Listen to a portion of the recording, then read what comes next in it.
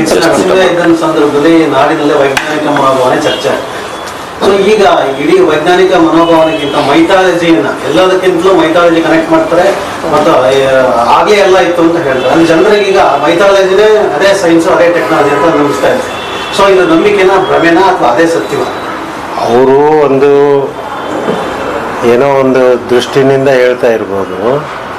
ಆದರೆ ಈಗೇನು recent development science ಎಲ್ಲ ಡಿಸ್ಕವರೀಸ್ ಏನಾಗಿದೆ ರೀಸೆಂಟಾಗಿ, ಅದೆಲ್ಲ ಇಂಡಿಯಾದಲ್ಲಿ ಮೊದಲೇ ಇತ್ತು ಅಂತ ಹೇಳೋದು ಒಂದು ಅಭಿಮಾನದಿಂದ ಹೇಳ್ಕೊಳ್ಳೋದು, ದೇಶ ಪ್ರೇಮದ ಅಂತ ಹೇಳಿ.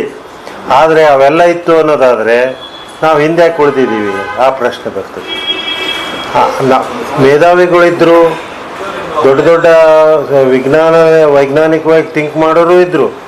ಈಗ ನಮ್ಮಲ್ಲಿ ಅನೇಕ ಆರ್ಯಭಟ ಇರ್ಬೋದು, ಬೇಕಾದಷ್ಟು ಸೈಂಟಿಸ್ಟ್ಗಳಿದ್ದಾರೆ, ವೈದ್ಯಕೀಯದಲ್ಲೂ ಇದ್ದಾರೆ, ಸರ್ಜರಿನಲ್ಲೂ ಇದ್ದಾರೆ. ಆದರೆ ಅದು ಆ ಜ್ಞಾನ ಜನಸಾಮಾನ್ಯರಿಗೆ ತಲುಪಲಿಲ್ಲ, ಇನ್ಕ್ಲೂಸಿವ್ ಆಗಿ ಇರಲಿಲ್ಲ. ಯಾವ ಮೇಧಾವಿಗಳು ಹೋದರೂ ಅವ್ರ ಹಿಂದ್ಗಡೆ ಅವ್ರ ಜ್ಞಾನನೂ ಹೋಯಿತು, ರೆಕಾರ್ಡ್ ಆಗಲಿಲ್ಲ. ಹಾಗಾಗಿ ನಾವೆಲ್ಲೋ ಅಂತ ನಾವು ಭಾಳ ಅಮೂಲ್ಯವಾದ ಜ್ಞಾನವನ್ನು ನಾವು ಮಿಸ್ ಮಾಡ್ಕೊಂಡಿದ್ದೀವಿ. ಈಗ 2500 ವರ್ಷದಿಂದ ಬುದ್ಧ ಇದ್ದರು. ಬುದ್ಧಂದನು ಪುಸ್ತಕ ಓದಿ, ಈಸ್ ಎ ಗ್ರೇಟೆಸ್ಟ್ ಸೈಂಟಿಸ್ಟ್ ನಮ್ಮ ದೃಷ್ಟಿನಲ್ಲಿ. ಆದರೆ ನಾವು ಅದನ್ನು ಪ್ರಚುರಪಡಿಸಲಿಲ್ಲ, ಬುದ್ಧನನ್ನು ಬೇರೆ ರೀತಿ ಅರ್ಥ ಮಾಡ್ಕೊಂಡ್ಬಿಟ್ವಿ. ಹೀಗೆ ದೊಡ್ಡ ದೊಡ್ಡ ಮೇಧಾವಿಗಳು ಇದ್ರೂ ಸಹ ನಮ್ಮಲ್ಲಿ ಸರಿಯಾದ ಅದನ್ನು ಬೆಳೆಸ್ಕೊಂಡು ಪೋಷಿಸ್ಕೊಂಡು ವಿಜ್ಞಾನವನ್ನು ಪೋಷಿಸದೆ ಜನಸಾಮಾನ್ಯರನ್ನ ವಿಜ್ಞಾನದಲ್ಲಿ ಒಳಗೊಳ್ಳದೆ ಇರೋದ್ರಿಂದ, ವೈಜ್ಞಾನಿಕ ಚಿಂತನೆಗಳನ್ನು ಹೊರಹಚ್ಚಿ ನೋಡೋ ಒಂದು ಮನೋಭಾವವನ್ನು ನಾವು ಬೆಳೆಸದೇ ಇರೋದ್ರಿಂದ ಕೆಲವು ಸಲ ಈಗ ನಂಬಿಕೆಗಳು ಅಂತಿರೋ ಅಥವಾ ಇನ್ನು ಬೇರೆ ಹೇಳ್ತಿರೋ ಅದು ಬೇರೆ ವಿಷಯ, ಅವೇ ಡಾಮಿನೇಟ್ ಆಗಿಬಿಡ್ತವೆ. ಅದ್ರ ಬಗ್ಗೆ ಕಿರಣ್, ನೀವು ಬಹಳ ಒಳ್ಳೆ ಪ್ರಶ್ನೆ ಕೇಳಿದ್ರಿ. ಇದ್ರ ಬಗ್ಗೆ ಬಹಳ ಸೊಗಸಾಗಿ ಮಾತಾಡ್ಬೋದಾಗಿದೆ. ಈ ಪುಷ್ಪಕ ವಿಮಾನ ಈ ತರದ್ದೆಲ್ಲ ಎಲ್ಲಿ ಉಲ್ಲೇಖ ಸಿಗೋದು ನಮಗೆ? ರಾಮಾಯಣದಲ್ಲಿ. ರಾಮಾಯಣ ಏನು? ಅದೊಂದು ಮಹಾಕಾವ್ಯ, ಜಗತ್ತಿನ ಅತ್ಯಂತ ಶ್ರೇಷ್ಠ ಮಹಾಕಾವ್ಯ. ಅದನ್ನು ಬರೆದಿದ್ದ್ಯಾರು? ಒಬ್ಬ ಕವಿ. ಒಂದು ಅರ್ಥ ಮಾಡ್ಕೋಬೇಕಾಗಿದೆ ನಾವು, ಕವಿಗೂ ಮತ್ತು ವಿಜ್ಞಾನಿಗೂ ವ್ಯತ್ಯಾಸ ಇಲ್ಲ. ಅವರಿಬ್ಬರಲ್ಲೂ ಕಲ್ಪನೆಗಳಿರ್ತವೆ. ಕವಿ ಕಲ್ಪನೆ ಮಾಡ್ತಾ ಮಾಡ್ತಾ ಮಾಡ್ತಾ ಆಕಾಶದ ಕಾಮನ ಬಿಲ್ಲು ನೋಡ್ಬಿಟ್ಟು ಮೋಡದ ನಾಡಿನ ಬಾಗಿಲಿಗೆ ಅಂತ ಆಡಕ್ಕೆ ಶುರು ಮಾಡ್ತಾನೆ. ವಿಜ್ಞಾನಿ ಏನ್ ಮಾಡ್ತಾನೆ? ಅದರ ಸತ್ಯವನ್ನು ಶೋಧಿಸ್ತಾ ಹೋಗ್ತಾನೆ.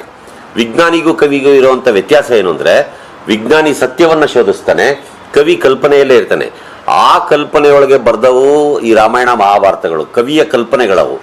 ಅದರೊಳಗಡೆ ಪುಷ್ಪಕ ವಿಮಾನವನ್ನು ಬರ್ಬೋದು, ಮತ್ತೆ ಏನ್ ಬೇಕಾದ್ರೂ ಬರ್ಬೋದು, ಏನ್ ಬೇಕಾದ್ರೂ ಬರ್ಬೋದು. ಅಲ್ಲ, ಇನ್ನೊಂದು ಹೇಳ್ತೀನಿ ನಿಮ್ಗೆ, ಒಂದು ಅದೃಶ್ಯ ಆಗೋದಿದೆಯಲ್ಲ, ಇದ್ಕಿದಂಗೆ ಅದೃಶ್ಯ ಆಗೋದು. ಇಲ್ಲಿ ಇರ್ತಾನೆ, ಇಲ್ಲಿಂದ ಯಾವುದೋ 1000 ಯೋಜನೆ 1,00,000 ಯೋಜನೆ ಆಚೆಗೆ ರಪಾರ ಅಂತ ಅಲ್ಲೋಗಿ ಪ್ರತ್ಯಕ್ಷ ಆಗೋದು. ಇದು ಕಲ್ಪನೆ. ಇದು ಯಾಕೆ ವಾಸ್ತವದಲ್ಲಿ ಇಲ್ಲ? ಈಗ ಇರಲ್ಲ ಅದು, ಯಾಕೆಂದ್ರೆ ಅದು ಕಲ್ಪನೆ ಅಷ್ಟೇ. ಇನ್ನೊಂದೇನು ಅಂದ್ರೆ, ಅಕಸ್ಮಾತ್ ಈ ನಮ್ಮ ಯಾರು ಭಾಸ್ಕರ, ಆರ್ಯಭಟ ಇವರೆಲ್ಲ ಇದ್ರಲ್ಲ ವಿಜ್ಞಾನಿಗಳು, ಅವರ ನಾಲೆಡ್ಜ್ ಎಲ್ಲಿ ಹೋಯಿತು? ಯಾರು ಅದನ್ನ ಜನಸಾಮಾನ್ಯರಿಗೆ ಹಂಚಲಿಲ್ಲ. ನಮ್ಮ ಇಡೀ ಭಾರತದ ಎಲ್ಲ ಪ್ರಜೆಗಳು ವಿದ್ಯಾವಂತರಾಗಿದ್ದಿದ್ರೆ, ಅಕ್ಷರ ಗೊತ್ತಿದ್ದಿದ್ರೆ, ಅವ್ರಿಗಿದ್ದಂಥ ನಾಲೆಡ್ಜ್ ಒಳಗೆ ಇವತ್ತು ಅಮೆರಿಕನೂ ಇಲ್ಲ, ಬ್ರಿಟನ್ನೂ ಇಲ್ಲ, ಅವ್ರನ್ನೆಲ್ಲ ನಾವು ಆಳ್ಬೋದಾಗಿತ್ತು. ನಾವು ಮತ್ತೆ ಮತ್ತೆ ಗುಲಾಮ್ತನಕ್ಕೆ ಬೀಳೋದಕ್ಕೆ ಕಾರಣ ಏನು ಅಂದ್ರೆ, ನಮ್ಮಲ್ಲಿದ್ದಂಥ ಅನಕ್ಷರಸ್ತೆ, ಜಾತಿ, ಮತ, ಅಂಧಕಾರ, ಈ ಥರದೊಳಗೆ ನಮ್ಮ ಜನ ಬದುಕಿರು. ಇದು ಬಹಳ ಮುಖ್ಯವಾದ್ದು ಅಷ್ಟೇ.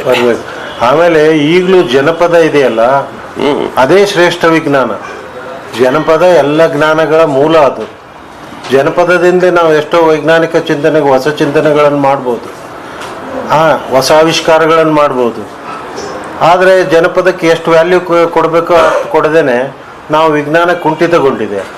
ಬರ್ಟ್ರಂಡ್ ರಸಲ್ ಹೇಳ್ತಾರೆ, Bertrand Russell, science without society is lame, then society without science is blind ಅಂತ ಮೇಡಮ್ ಹೇಳಿದ್ರಲ್ಲ. ಸೈನ್ಸ್ ಆ್ಯಂಡ್ ಸೊಸೈಟಿ ಜೊತೆಗೆ ಹೋಗ್ಬೇಕು.